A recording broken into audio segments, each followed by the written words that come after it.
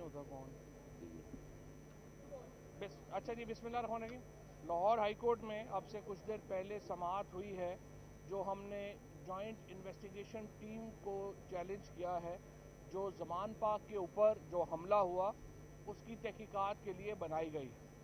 उसमें हमने बुनियादी हमारा मौक़िफ़ तो ये है कि ज़िले शाह के जो कातिल हैं मोहसिन नकवी और उस्मान अनवर आईजी पंजाब और सीसीपीओ लाहौर, वो कैसे तफ्तीश कर सकते हैं, यानी जो कातिल है वो खुद ही कैसे तफ्तीश कर सकता है मामले की। लिहाजा जो जेआईटी बनाई गई है वो गैर कानूनी है और असल में तो एक जुडिशल कमीशन बनना चाहिए।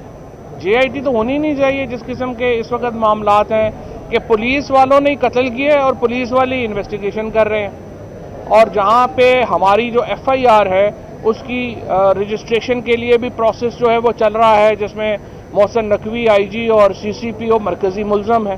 लिहाजा ये बड़ी एक अजीबोगरीब बात है कि जो बने हैं जो कातिल हैं वही जो है वो तफ्तीश करने पे लगे हुए हैं। ये एक प्रोपोजिशन जो है वो एक इंसाफ के ख़िलाफ़ है, लिहाजा इसको ख़त्म किया जाए।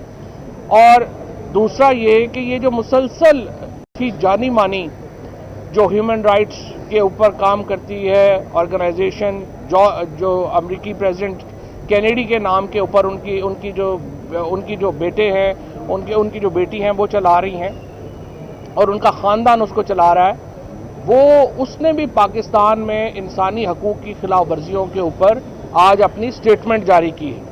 और दुनिया भर में ये बड़ा कंसर्न बढ़ता जा रहा है कि पाकिस्तान में इस वक्त सियासी कारकुनों के साथ क्या हो रहा है।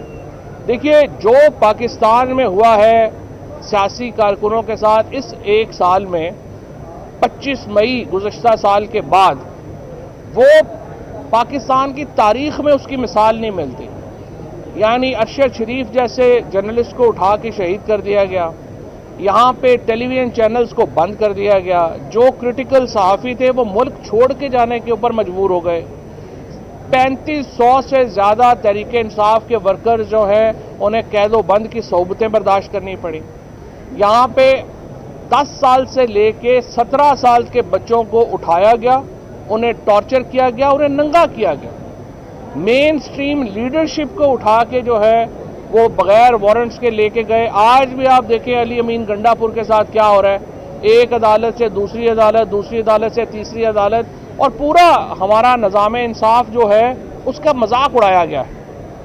और अब ये जो नया मुतालबा डिफेंस मिनिस्ट्री ने किया है कल सुप्रीम कोर्ट से, ये पाकिस्तान के आइन की बुनियादें हिलाने के मुतरादिफ है। डिफेंस मिनिस्ट्री क्या कह रही है, ख्वाजा आसिफ क्या कह रहा है, पाकिस्तान को फेडरेशन स्टेटस आप खत्म कर दें, यूनिटरी फॉर्म ऑफ गवर्नमेंट बना दें। ये अयूब खान साहब का जो 1 यूनिट था वो पाकिस्तान में बहाल होने जा रहा है अगर ये डिफेंस मिनिस्ट्री की बात जो है वो मान ली जाए, क्योंकि पाकिस्तान के आइन का स्ट्रक्चर ये है कि सूबे अलहदा एंटिटी हैं, वफाक अलहदा एंटिटी है, और ये बुनियादी हमारे आइन का जो बुनियादी स्ट्रक्चर है उसमें शामिल है। और ये वो मुतालबा था जो खैबर पख्तूनख्वा के लोगों में, जो सिंध में, ये एक बुनियादी मुतालबा था कि 1 यूनिट ख़त्म किया जाए और फेडरेशन बहाल की जाए। आज पाकिस्तान की डिफेंस मिनिस्ट्री, पीपल्स पार्टी और एएनपी, नून लीग की तो चूंकि कोई सियासी इस तरह की कोई उनका इशू ही नहीं है, ना ही उनकी कोई किसी किस्म के ऊपर, आपने माशाल्लाह वो वाहिद पार्टी है जिसकी किसी कोई प्रिंसिपल के ऊपर कोई पॉलिसी आपको समझ ही नहीं आएगी कि इनकी क्या, इसलिए उनको छोड़ दें। पीपल्स पार्टी, एएनपी जो कोalition का हिस्सा है, जिनके नीचे है ये फेडरल इस वक्त डिफेंस मिनिस्ट्री, वो कह रही है आप फेडरेशन खत्म कर दें, 1 यूनिट बहाल कर दें। ये नाकाबिले कबूल होगा, खुसूसन छोटे सूबों को नाकाबिले कबूल होगा। और अगर आपने ये बुनियाद ही ख़त्म कर दी कि बलोचिस्तान के अंदर वो असम्बली नहीं तोड़ सकते जब तक इस्लामाबाद की असम्बली ना टूटे, सिंध के लोग अपनी असम्बली में इलेक्शन ही नहीं करा सकते जब तक पंजाब में और खैबर पख्तूनख्वा में और सेंटर में ना हो, आपने तो आइन की बुनियादें हिला दी हैं ये एप्लीकेशन दे के। और जिन लोगों ने भी चीफ जस्टिस साहब को ये एप्लीकेशन की ये तजवीज़ दी है, उन्हें आइन का फिर कोई पता नहीं है, उन्हें फेडरेशन के कॉन्सेप्ट्स का नहीं पता, उन्हें 1 यूनिट का, उन्हें पाकिस्तान की हिस्ट्री का ही नहीं पता। ये एप्लीकेशन जो मूव हुई है, देखें आप आइन के साथ जो इस वक्त खिलवाड़ हो रहा है, ये बहुत ही एक खतरनाक बात है। आपने सुप्रीम कोर्ट को ये कह के इलेक्शन कमीशन ने कि हम इलेक्शन नहीं करा सकते, तो फिर आप अपने दफ्तरों को ताले लगाएं, घर चले जाएं। अगर इलेक्शन कमीशन कह रहा है हम इलेक्शन नहीं करा सकते, मुझे बताइए इलेक्शन कमीशन का फिर काम क्या है? हम करोड़ों रुपया नहीं अरबों रुपया आप पे जाया कर रहे हैं। अब आपने कल कहा कि नहीं वो हम टेंडर गलती से हो गया था, डॉन में 100 मिलियन रुपया हम घर पे नहीं लगा रहे थे, बट फैक्ट इज आप तो नई गाड़ियां खरीद रहे हैं।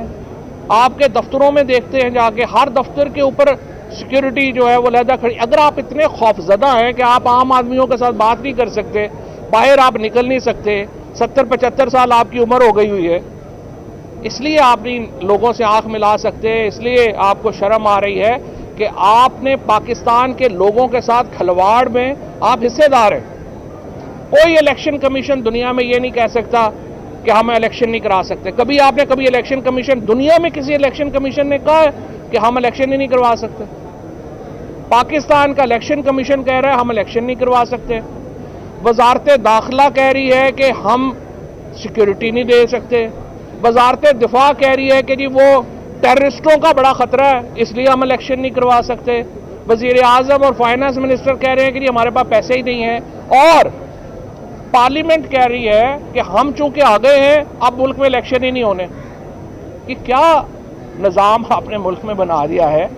ये क्या आप सीधा देखिए, सीधी बात है, आप खत्म करें फिर आइन को, माशाल्लाह लगाएं, लोग देख लेंगे। ये आधा तीतर आधा बटेर चल रहा है, लोगों की कमर टूट गई है। IMF का रोज सुन रहे थे, 6 महीने हो गए, आज साइन हो रहा है, कल साइन हो रहा है, आपसे साइन ही नहीं हो रहा। आपका जो सारा स्ट्रक्चर है, आपकी जो लोग हैं जिन्होंने जो यहाँ पे 20,000 रुपए से 1.5-2 लाख रुपए तक कमाने वाले लोग हैं, उनकी कमर टूट गई है। आप अपने महलों में बैठे हुए हैं, आपको लोगों का एहसास नहीं है। सरकारी तनख्वाहें ले रहे हैं आपको पता नहीं है इस वक्त लोगों के लिए अपने बच्चों को 2 वक्त का दूध पिलाना मुश्किल हो गया। जो बच्चों को मोटरसाइकिल के ऊपर स्कूल छोड़ के आते थे, वो अब पैदल लेके जाते हैं क्योंकि पैसे नहीं है तेल भरवाने के। पाकिस्तान एक बैंकक्रप्ट मुल्क के तौर के ऊपर देखा जा रहा है और यहाँ पे हमारी जो एलीट है उसके लल्ले तल्ले ही खत्म नहीं हो रहे। एक दिन इलेक्शन करा दो, दूसरे दिन ना करा दो, तीसरे दिन अब पूरा मुल्क सुप्रीम कोर्ट को देख रहा है। सुप्रीम कोर्ट ही वो धागा है जिससे पाकिस्तान की जमहूरियत इस वक्त बंधी हुई है। और अगर आपने ये धागा भी तोड़ दिया, पाकिस्तान में ह्यूमन राइट्स मुकम्मल तौर पे ऑलरेडी ख़त्म है, पाकिस्तान में मुआशी हकूक़ पहले ही ख़त्म है, पाकिस्तान में आइनी हकूक़ ख़त्म है। और अब ये जो थोड़ा बहुत ढकोसला है कि पाकिस्तान में कोई आइन है या कानून है, वो भी मुकम्मल तौर पे ख़त्म हो जाएगा और आप एक बहुत बड़े गर्दाब में फंस जाएंगे। और वाहिद हल फिर जो है वो यही होगा लोगों के पास कि वो सड़क पे निकले और श्रीलंका और ईरान की तर्ज के ऊपर अपने हकूक़ वापस लेने की कोशिश करें। Thank you. सर, एक छोटी सी आपसे बात करना